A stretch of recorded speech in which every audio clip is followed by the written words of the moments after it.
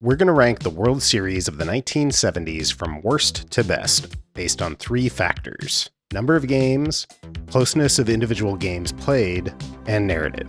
I did the 80s through the 2010s last year, but I've decided to go into the Wayback Machine to an era I was not baseball conscious for. I did not live through these series, so I apologize in advance if I miss any special moments. Please chime in the comments. The 70s were a great decade for the World Series, perhaps only topped by the 1990s and maybe 2010s.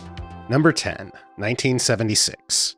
This is an easy one, the only sweep of the decade and a pretty undramatic and lopsided one at that. The only dramatics were in Game 2 when the Yankees came back from a 3-0 deficit to tie it in the 7th before Tony Perez would walk it off with a 9th-inning single. Number 9, 1970. We've got the Big Red Machine on the losing end in this one, with the Orioles besting them in 5 fairly dramatic games. This is a pretty solid series to come in at 9 here. We've got a couple of blowouts, but 3 one-run games. It gets off to a great start with a 4-3 nail-biter where the Orioles come back from a 3-run hole to tie it in the 6th and take the lead for good in the 7th on a Brooks Robinson homer. This game also featured the signature Brooks Robinson play, ranging to his right and throwing out Lee May from deep in left field foul territory. Look at that! Great day in the morning! But this game turned on one of the dumbest plays I've ever seen. Like maybe the most absurdly bad umpiring in history. Forget Don Denkinger. Let me introduce you to Ken Burkhart. It's hard to even say if Burkhart actually blew the call because Burkhart inserted himself into the action, completely changing the play. Look at this. Bernie Carbo is at third with 1 out, and Ty Klein hits a chopper off the plate. Burkhart, for some reason, steps up and stands in front of the plate as Carbo is sprinting in to score. Carbo's called out here, but what's crazy is he never touches the plate, and the catcher tags him with an empty glove. He's neither safe nor out, unobserved by the umpire. Schrodinger's base runner. As you can imagine, Sparky Anderson was not happy. You were right here and he knocked you over and went around. There's no way possible, Kenny. If Carbo scores there, it's 4-3 Reds with first and second and 1 out. And it might change the whole series. Game 2 would also be an exciting 1-run game with an Orioles comeback. This time coming back from 4 with a 5-run 5th. Then Game 4 would see the Reds come back to avoid a sweep with a 3-run homer by Lee May in the 8th to put them up 6-5. But the Orioles would shut it down with a blowout in Game 5. Sweet bird of ecstasy. Number 8, 1974. The Oakland A's three-peat was an exceptionally exciting run in terms of dramatic baseball. This is definitely the least interesting one, as it's just a 5-gamer, but it's still got 4 one-run games. This is about as good as it gets for a 5-game series. The A's hold off a 9th-inning rally by the Dodgers to take Game 1 3-2. Game 2 has another exciting finish with a near comeback by the A's this time. With the Dodgers up 3 in the 9th, the A's put runners at 2nd and 3rd, and Joe Rudy singled them both in. Then the A's pinch ran for Rudy with Herb Washington, a track star the A's had used as a designated runner. Washington in 1974 had 0 plate appearances in 92 games with 29 stolen bases. In the ultimate "you had one job" moment, Washington was picked off immediately by Mike Marshall, ending the threat.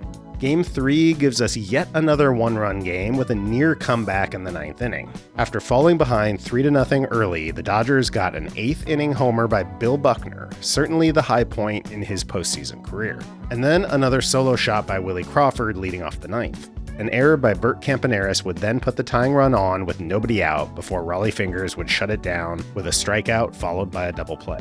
Interestingly, Fingers did not get credited with a save in this game, despite entering the game with a 2-run lead in the 8th and getting the last 5 outs. This was because for just 1 year in 1974, the league had much more strict criteria to qualify for a less than 3-inning save.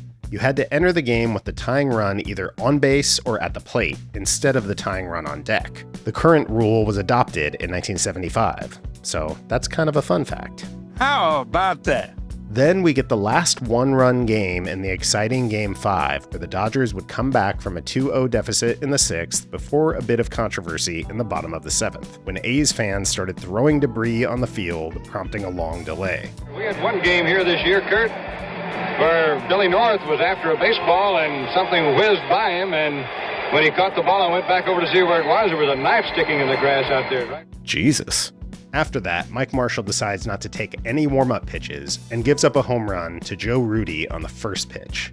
Credit that run to the Oakland Hooligans. Then, in the top of the 8th, in a bit of career foreshadowing, Bill Buckner leads off with a single into center that gets through Bill North, and Buckner tries to go all the way to third and is pegged there in a devastating two-plan for the Dodgers. This was their last best chance to extend this series, as Fingers would lock it down from there. Again, what a great 5-gamer. I almost put this one as high as 6th, but I decided to go ahead and put the next 2 6-gamers above it. Number 7, 1978. This is a very good 6-game series, which saw a rematch of the 77 series. Dodgers went up 2-0, winning a 1-run game in Game 2 thanks to 4 RBIs from the Penguin. The Penguin swallows the catfish once again. Then the Yankees came back, reeling off 4 straight to complete the repeat. But this series really turns on what could be described as the A-Rod slap of the 1970s, when, in the 6th inning of Game 4, after Reggie Jackson is forced at second, he stands in the baseline and deflects the throw to first from Bill Russell. This is an insane play for many reasons. First of all, Bill Russell purposefully knocks down this liner to go for the double play. He could easily tag the runner at second going to third here, but opts to throw to first. I gotta say, I do think Reggie knew what he was doing here, but he's way smoother than A-Rod. He plays off the inherent confusion of a weird play like this to give himself just enough plausible deniability to avoid the interference call. Russell's move is incredibly clever in the heat of the moment like that, but it's also an FAFO type of moment, and Russell found out. This play might just be the difference in the series. If they get that double play, it's still 3-1 Dodgers going into the 7th of a game that ended 4-3 Yankees with a Lou Piniella walk-off single in the 10th. If the Dodgers win this one, it goes to 7, and who knows what happens. Number 6, 1977. You could flip this with 78, and maybe I should have, but there's a lot of narrative interest with this one. The first postseason rematch between the 2 storied franchises since 1963, and Reggie Jackson's crowning as Mr. October. It gets off to an incredible start with a 12-inning classic. The Dodgers get boned by the home plate umpire in this one, negating some very impressive small ball work by Steve Garvey, who bunts his way on and then tries to score from first on a hit-and-run single. He looks pretty safe here, but the ump is out of position and calls him out. The Yankees then take a 1-run lead into the top of the 9th when Dusty Baker leads off with a single. Then pinch hitter Manny Mota comes up, fakes a bunt, but pulls it back and swings and misses. Dusty ends up in no man's land, but summons up some deep, deep concentration. I've got to concentrate. I've got to concentrate. Pinch hitting for Pedro Borbon. Manny Mota.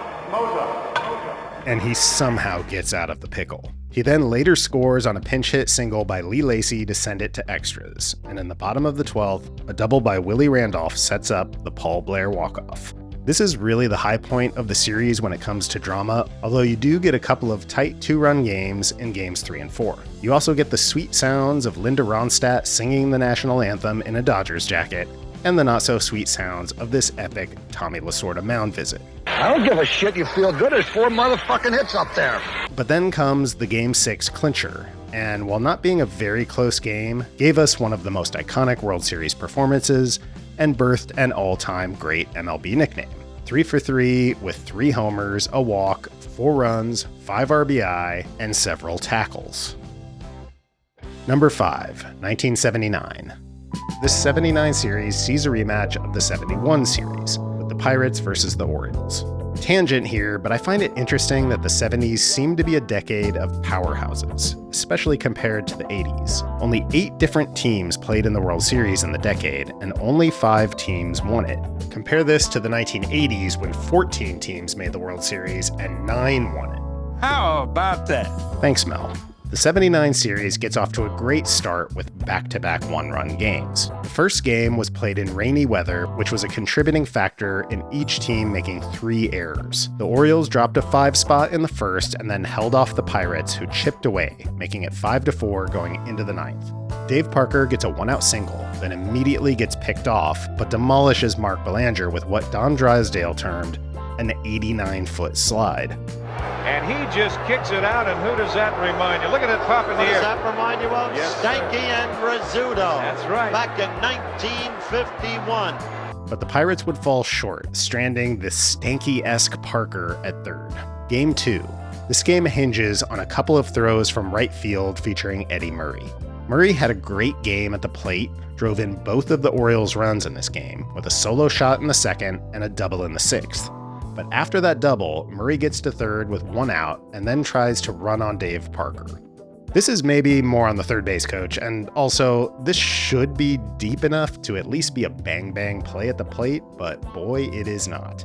Parker's arm was ridiculous. Then in the eighth, a single by Manny Sanguillen to right just barely scores Ed Ott curling away from Rick Dempsey's tag. Dempsey had wanted Murray to let the throw through, but Murray cut it, thinking it was offline. Murray also got caught in the middle of a weird double play in the eighth, avoiding the tag here, but then getting into a rundown. His frustration from this game must have carried over because it was the last game in which he'd record a hit in the series. Then, in Game 4, we get a crazy one. The Pirates took a 6-3 lead into the eighth, but the Orioles would load the bases, which prompted an epic showdown of glasses guys. Kent Tekulve versus John Lowenstein. Lowenstein would win this one, hitting a 2-run double to kick off a 6-run inning. Facing a 3-1 deficit, the Pirates put together a 7-1 blowout in Game 5, and then a 4-0 shutout in Game 6. Setting up a Game 7 that was a tight 2-1 game until the Pirates tacked on a couple of insurance runs in the ninth to seal it. Number 4, 1971. And here's the early decade battle between these two teams. The Orioles took a commanding 2-0 lead, but the Pirates took Game 3 with slugger Bob Robertson luckily missing a bunt sign and instead hitting a 3-run bomb.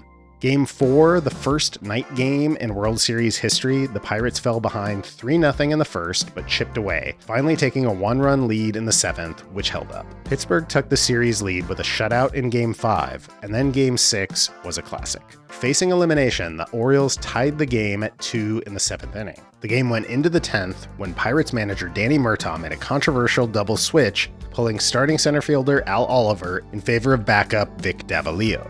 This was key as the Orioles would walk it off on a sac fly to very shallow center.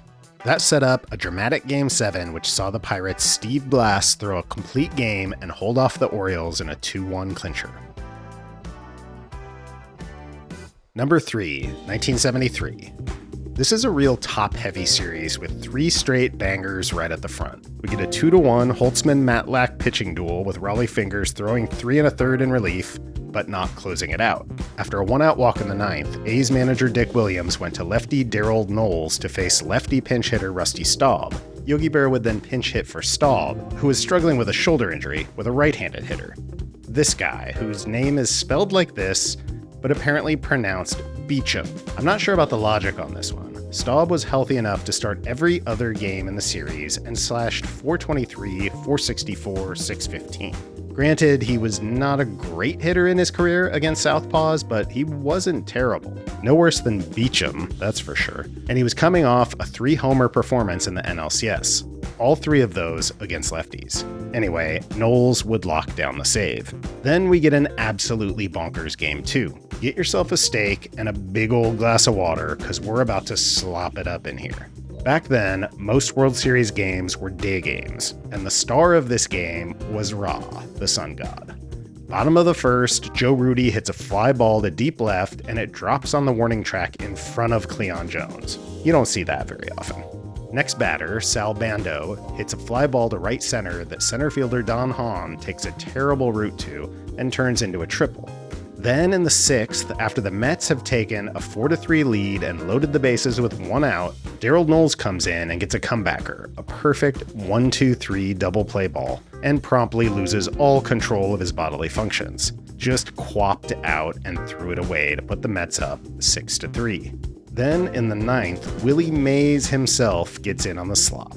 Mays was in his final MLB season at age 42, and I'm sure this was not how anyone wanted to remember him, losing a ball in the sun and allowing the A's to tie it up to send it into extras. Luckily though, the slop would reach its peak in the 12th, absolving the goated Mays of old school GOAT status in this game. But before then, the umps would get in on the slop too, in the 10th inning. After a Gene Tennis error put runners on first and third with one out, Bud Harrelson tags on a shallow fly ball to left, going in standing up. He's called out, but it looks pretty clear the tag missed him. Anyway, it gets to the 12th, and the wheels fall off for the A's. With first and third and two outs, Willie Mays redeems himself with the go-ahead single. In fact, this was the Say Hey Kids' final major league hit, and he looks pretty ready to retire here. After that, second baseman Mike Andrews lets a routine grounder go through his legs, and then on the next play makes a bad throw that pulls Tennis off the bag at first and makes it 10-6. In the bottom half, Mays loses another one in the sun, giving Reggie Jackson a leadoff triple. But the Mets are able to close it out and win 10-7. After the game, irate A's owner Charlie Finley sent the team doctor to the locker room to diagnose Andrews with a mysterious shoulder injury and pressured him to sign a document to that effect. Andrews then flew home to Boston, but his A's teammates threatened to boycott if he didn't return. The baseball commissioner then ordered that Andrews be reinstated in Game 4. He had one more at-bat in the series before Finley ordered him benched, then released him immediately after Game 7. Andrews never played in the bigs again. This meddling from Finley was the last straw for manager Dick Williams, who resigned immediately after the World Series. Back to that Game 3 that Andrews missed, we got another great extra inning game, with Bert Campaneris knocking in the go-ahead run in the 11th. The Mets dominated the next two games to take a 3-2 lead going back to Oakland. The A's would return the favor and dominate Games 6 and 7 to repeat as champs. In Game 7, on-base guy Gene Tennis would walk for the 11th time, tying Babe Ruth's record for most in a series. How about that? Okay, cool it, Mel. It's too much. That's the way to tell it like it is. Number 2, 1972.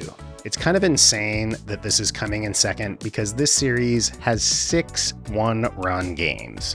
And speaking of Gene Tennis, he had been a decent hitting backup catcher for the A's who'd had a terrible season in 1972.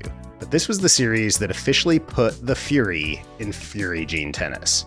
His first 2 World Series at-bats, he went deep, which set up a 7-out Vita Blue save. In Game 2, the A's went up 2-0, and Catfish Hunter pitched in and out of trouble all day, including the 9th inning, when he gave up a leadoff single, but then got back-to-back game-saving defensive plays by Joe Rudy and Mike Hegan, before giving up an RBI single to Hal McRae to make it 2-1. Raleigh Fingers came in to get the final out. Game 3 was a 1-0 nail-biter, with the Reds' only run coming on a Cesar Geronimo single to center, scoring Tony Perez, despite Perez slipping on wet grass rounding third. Campaneris had his back to the infield, though, and didn't throw home. Otherwise, he may have had a play.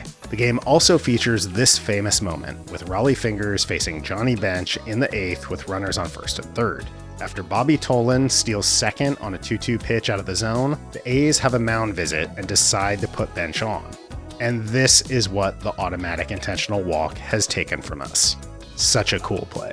Game 4 has an incredible ending. After Gene Tennis puts the A's up 1-0 in the 5th with his 3rd dinger of the series, the Reds come back in the 8th with a 2-out Bobby Tolan 2-run double. In the bottom of the 9th, with 1 out, the A's pinch hit Gonzalo Marquez for George Hendrick, and he singles. Then Gene Tennis singles.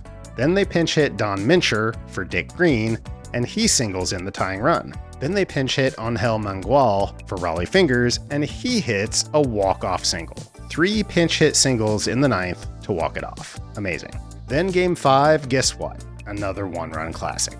Tennis puts the A's up 3-1 with his 4th homer of the series, a 3-run bomb in the 2nd. The Reds would knot it up at 4 in the 8th with Bobby Tolan singling in Joe Morgan. Then, in the top of the 9th, after a single and an error put runners on the corners, Pete Rose knocked in the go-ahead run. That would be the only run scored, though, as Dave Concepcion's attempt to score on a Joe Morgan fly ball to right would result in an inning-ending play at the plate. In the bottom half, the A's would get a walk from Tennis, but then Ted Kubiak would fail to bunt him to second, popping it up. This was key, as pinch hitter Dave Duncan would single to left, sending the pinch runner Blue Moon Odom to third with 1 out. The game would end on this incredibly ballsy, but ill-advised base running by Odom. So it extends to a Game 6, which is the one blowout, the Reds winning 8-1 to force a Game 7.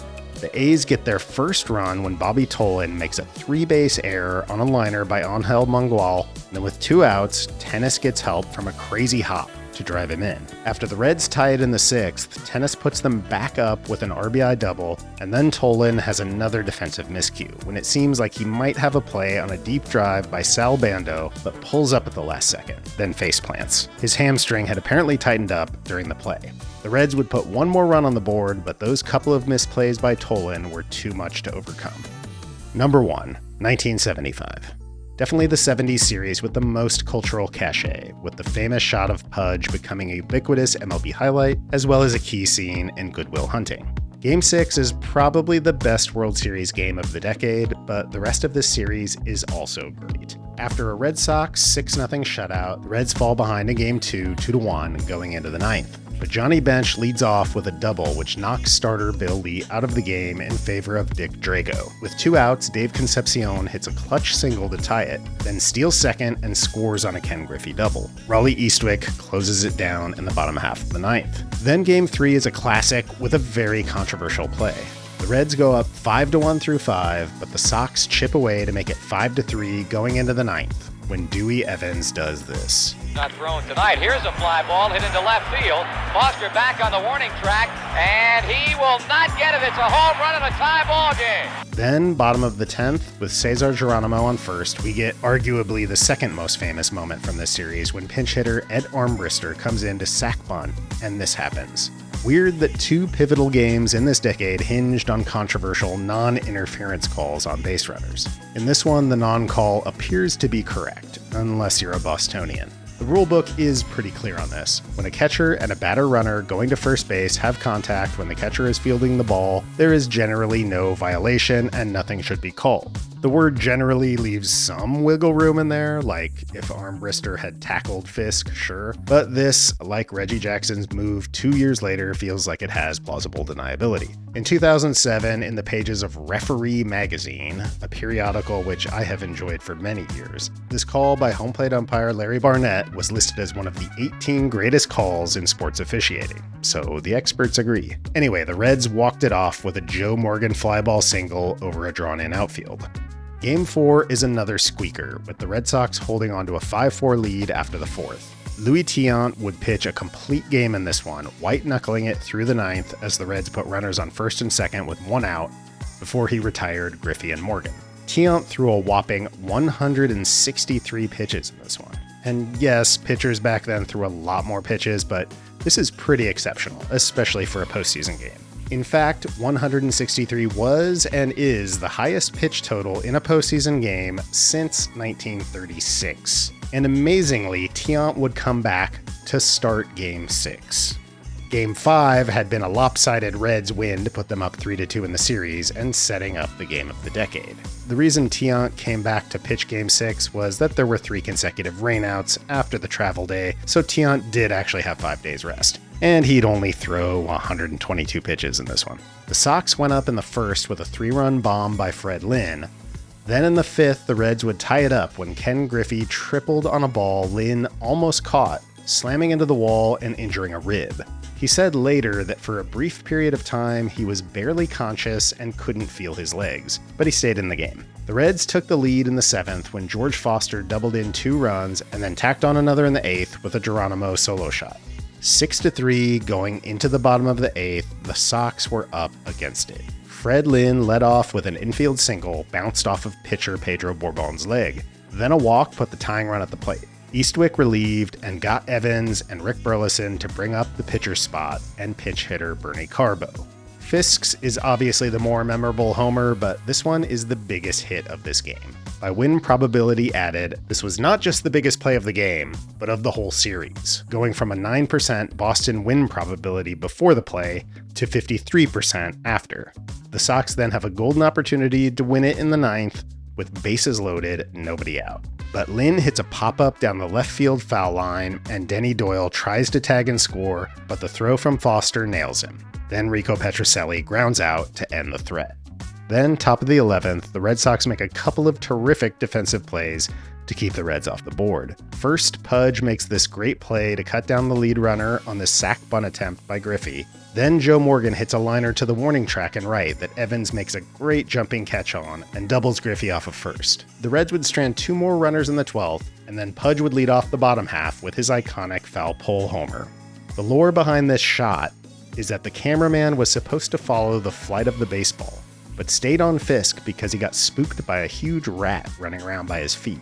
But I don't really see why a camera that seems to be inside the left field wall would be following a fly ball down the left field line. But whether or not there was a rat at the cam op's feet or on his head ratatouilleing him, it made for phenomenal TV and made the notion of the reaction shot in sports broadcasting much more prevalent going forward.